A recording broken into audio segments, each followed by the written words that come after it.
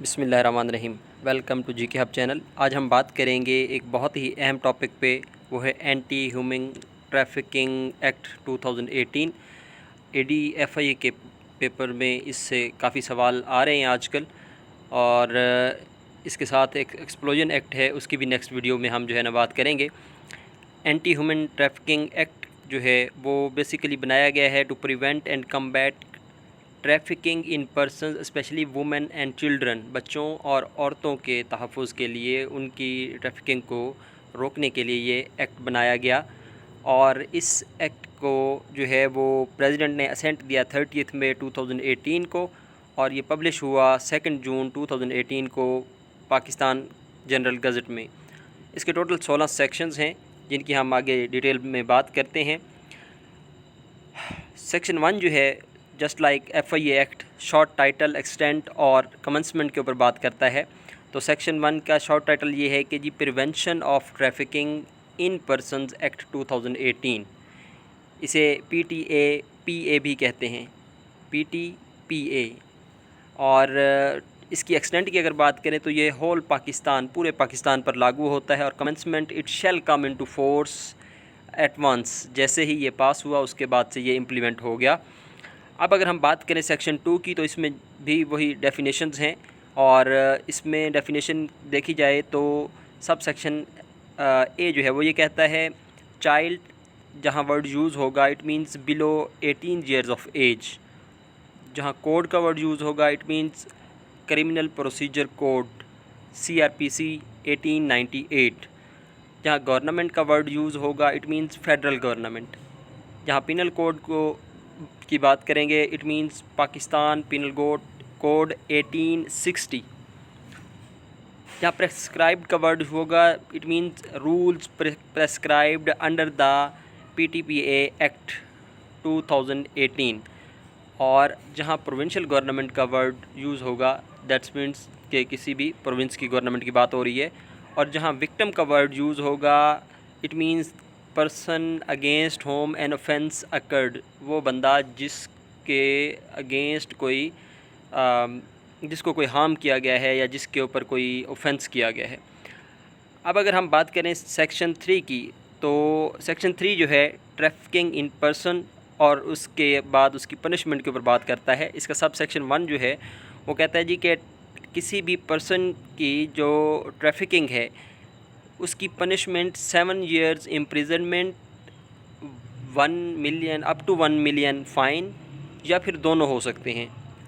लेकिन अगर सेक्शन जो 3 का सब सेक्शन 2 है उसको देखें तो वो ये कहता है कि अगर ट्रैफिकिंग किसी वुमेन या चिल्ड्रन की जाए तो उसके लिए जो इम्प्रिजनमेंट है वो 7 ईयर से बढ़ाकर 10 ईयर्स और नॉट लेस दैन 2 ईयर्स, यानी 10 ईयर्स तक तो हो सकती है लेकिन 2 साल से कम नहीं हो सकती। और 1 मिलियन फ़ाइन हो सकता है, या दोनों होंगे। ठीक है, इस तरह के MCQs जो है ना वो पेपर में पूछता है कि अगर किसी वुमेन को जो है ना ट्रैफिकिंग का ऑफेंस होगा तो उसकी पनिशमेंट कितनी हो सकती है, उसका फ़ाइन कितना हो सकता है, या उसकी जो है इम्प्रिजनमेंट कितने अरसे के लिए होगी। इस तरह के बहुत सारे क्वेश्चन पूछे जाते हैं।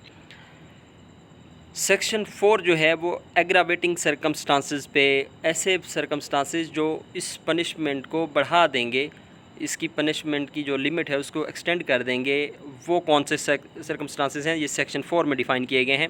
लाइक अगर कोई किसी को ऑफेंडर जो है ड्यूरिंग ऑफेंस किसी को सीरियस इंजरी काज करता है या डेथ काज करता है, ये एक एग्रावेटिंग सर्कमस्टांसेस कंसीडर होगा। ऑर्गेनाइज्ड क्राइम है, ऑर्गेनाइज्ड क्राइम कहते हैं 2 or more पीपल जो है वो मिल के कोई ऐसी एक्टिविटी, क्रिमिनल एक्टिविटी करें जिससे वो मटेरियल या पर्सनल बेनिफिट्स गेन करें, और ये ऑर्गेनाइज्ड हो तो उसे हम ऑर्गेनाइज्ड क्राइम कहते हैं। और ऑर्गेनाइज्ड क्रिमिनल जो हैं वो भी एग्रावेटिंग सर्कमस्टांसेस में आते हैं।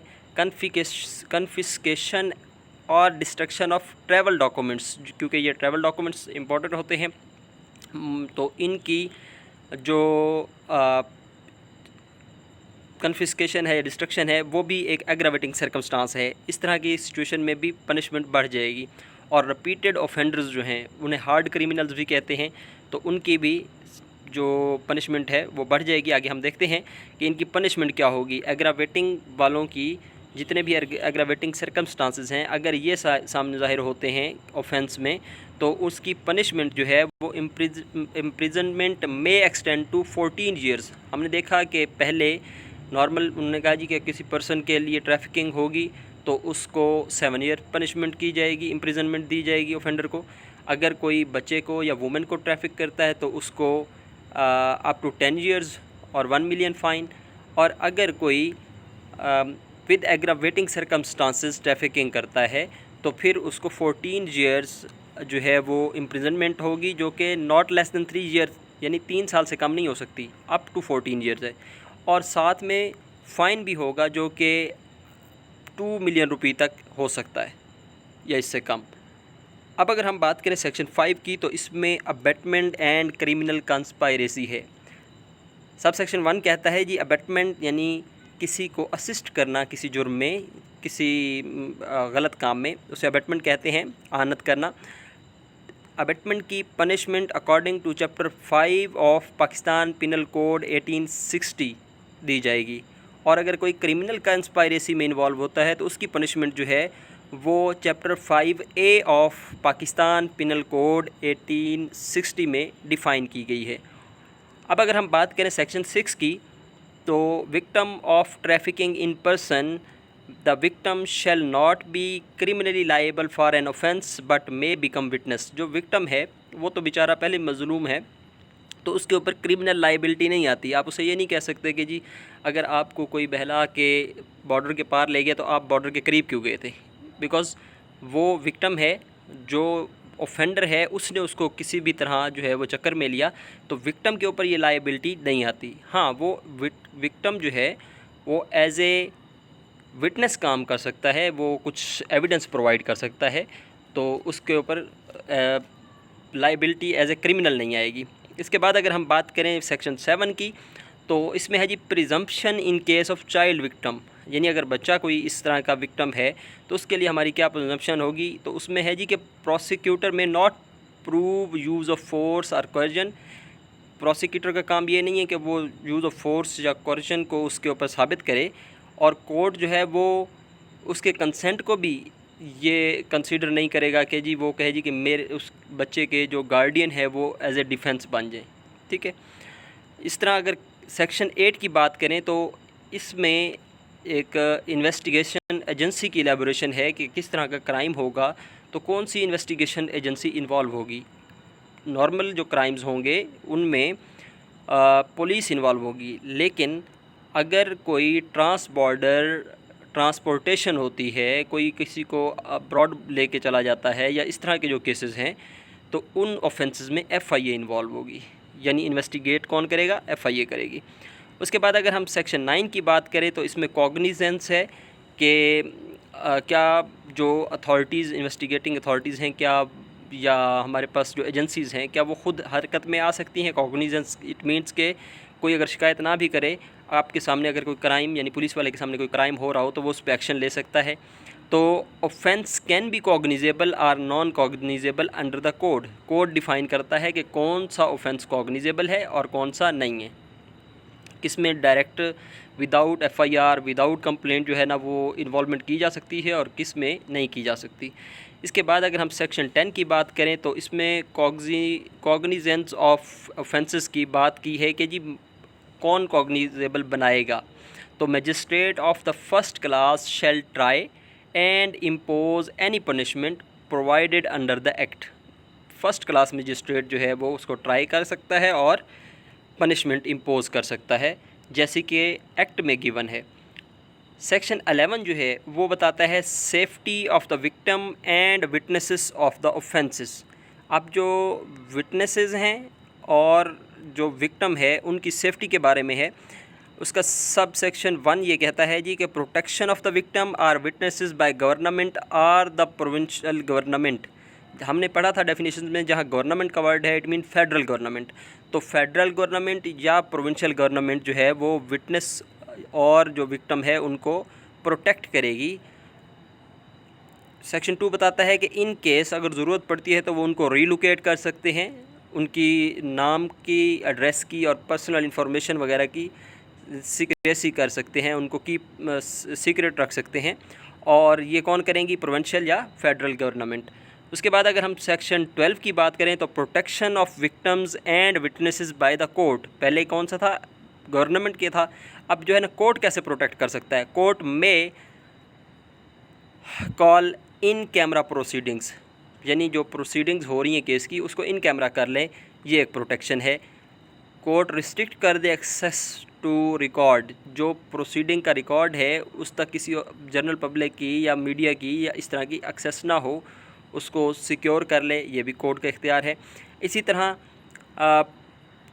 सेक्शन सी जो है, सब सेक्शन सी कहता है जी कि court can provide witness can provide evidence behind the screen, यानी अगर कोर्ट को कोई एविडेंस चाहिए तो किसी टेक्नोलॉजी के थ्रू, ऑनलाइन या किसी भी तरह जो है वो एविडेंस दे सकता है, ताकि उसकी अपनी आइडेंटिटी विक्टिम की या विटनेस की वो शो ना हो, वो पब्लिक के सामने ना आए। इसी तरह जो यूज़ सूडोनेम, यानी अल्टरनेट नेम रख के भी जो है वो कोर्ट उनको यूज़ कर सकता है, ताकि अगर कहीं बात मीडिया में आए तो पहचाना ना जा सके कि असल बंदा कौन है। इसी तरह अगर हम बात करें सेक्शन 13 की, तो इस पर कंपनसेशन टू द विक्टिम्स की बात की गई है कि अगर ऑफेंडर पे प्रूव हो जाता है कि वो गिल्टी है, यानी वो कन्विक्टेड हो जाता है, then court can direct him for compensation to the victim. कैसे? Under section 544 of the code. तो इस सेक्शन के तहत वो कंपनसेट करेगा विक्टिम को, कौन? ऑफेंडर, जब वो गिल्टी साबित हो जाएगा। उसके बाद अगर हम देखें सेक्शन 14 को, तो इसमें जो है वो अवेयरनेस राइजिंग की बात की गई है और प्रिवेंशन की बात है। ये गवर्नमेंट रिस्पॉन्सिबिलिटी लेगी कि वो पब्लिक अवेयरनेस को इंक्रीज़ करे, वो जो रूट काजेज़ हैं इस तरह के जराइम के, ह्यूमन ट्रैफिकिंग के, उनको एड्रेस करे और रिसर्च करे और डाटा कलेक्ट करे, ताकि इन सारी जो काजेज़ हैं उनका अल्टीमेट बेस्ट सॉल्यूशन चूज़ किया जा सके। इसके बाद अगर हम सेक्शन 15 की बात करें, it defines power to make rules. अब इसमें कौन रूल बनाएगा? गवर्नमेंट, मीन फेडरल गवर्नमेंट और provincial government can make rules by notification in official gazette. ठीक है। इसके बाद अगर हम सेक्शन 15 के सब सेक्शन 2 को देखें, तो ये कहता है जी कि इन case of inconsistence federal rules will prevail, यानी अगर प्रोविंशियल गवर्नमेंट ने भी रूल बना लिया सेम मैटर पे और फेडरल गवर्नमेंट ने भी बना लिया, लेकिन ये डिफरेंट रूल्स हैं, तो फेडरल गवर्नमेंट का जो रूल बनाया जाएगा, रूल्स होंगी वो प्रिवेल करेंगी, वो लागू होंगी, प्रोविंशियल की नहीं होंगी उस वक़्त। इसके बाद अगर हम सेक्शन 16 की बात करें, तो ये रिपील की बात करता है, क्योंकि ये एक नया एक्ट 2018 में आया है। इससे पहले जितने एक्ट थे वो रिपील हुए या कुछ क्लॉजेज़ उनकी रिपील हुई। तो उनमें देखते हैं, first of all the prevention and control of human trafficking ordinance 2002 जो है मुशर्रफ आरा में आया था, तो उसको इसने रिपील कर दिया। फिर उसके बाद सेकंड देखें, rules repealed should be made under new act. वो कहता है कि अगर जो पहले ऑर्डिनेंसेस या कोई और एक्ट थे उनके कुछ रूल्स बने हुए थे और वो ज़रूरी भी थे, अब क्योंकि वो रिपील हो चुके हैं, तो अब जो रूल्स की ज़रूरत है वो नया एक्ट पूरी करेगा, यानी नए एक्ट के अंडर रहते हुए न्यू रूल्स बनाए जाएंगे सिचुएशन को टैकल करने के लिए। और थर्ड थिंग जो हुई वो क्या थी कि पाकिस्तान पिनल कोड जो है उसका सेक्शन 369A जो है उसको ओमिट कर दिया गया, हटा दिया गया, बिकॉज़ वो इस एक्ट में अब इंक्लूड हो चुकी हैं वो सारी चीज़ें। अब हम अगर बात करें हमारे इस पूरे ओवरऑल लेक्चर की, तो आज के और कल के जो इस वीक के होने वाले ADFIA के पेपर हैं उनमें ये बहुत अहम है, और फर्दर वीडियोस जो आ रही हैं वो भी बहुत ज़रूरी हैं। काइंडली आप ज़रूर इस चैनल को लाइक, सब्सक्राइब और शेयर करें। इंशाल्लाह हम इस तरह आप लोगों की हेल्प करते रहेंगे, आप लोग हमें असिस्ट करते रहें। Thank you so much. अल्लाह हाफ़िज़।